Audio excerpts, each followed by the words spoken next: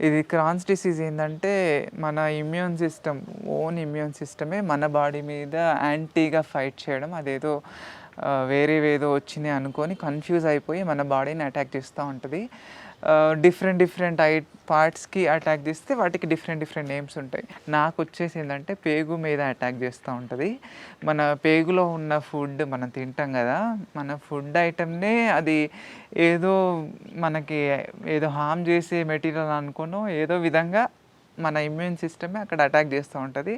అక్కడ అటాక్ అయ్యేది మన ఇంటెస్టైన్ వాల్ మీద అటాక్ చేస్తూ ఉంటది. కాబట్టి ఆ వాల్ అంటే ఇప్పుడు ఈ పైప్ ఉందనుకోండి, వాటర్ పైప్ ఫర్ ఎగ్జాంపుల్. ఆ పైప్ మీద ఒక దగ్గర బాగా ఇట్లా నొక్కి పట్టేస్తే ఇట్లా ఫ్లోయింగ్ అనేది ఈజీగా అవ్వదు గదా! ఇది గూడా సిమిలర్‌గా అంతే. అటాక్ చేసి చేసి ఇన్‌ఫ్లమేషన్ పెరిగిపోద్దనమాట. ఇన్‌ఫ్లమేషన్ పెరగడంతో అది మామూలుగా ఉండే వాల్ ఉబ్బిపోతది. ఉబ్బిపోవడంతోటి ఆ ప్యాసేజ్ హోల్ అనేది నారో అయిపోతది. ఏది తిన్నా అక్కడి నుంచి పాస్ అవ్వడం కష్టం. అంతటితో అది ఇంకా మెలిపెట్టడం, తిప్పడం అలాంటివి చాలా జరుగుతూ ఉంటాయి.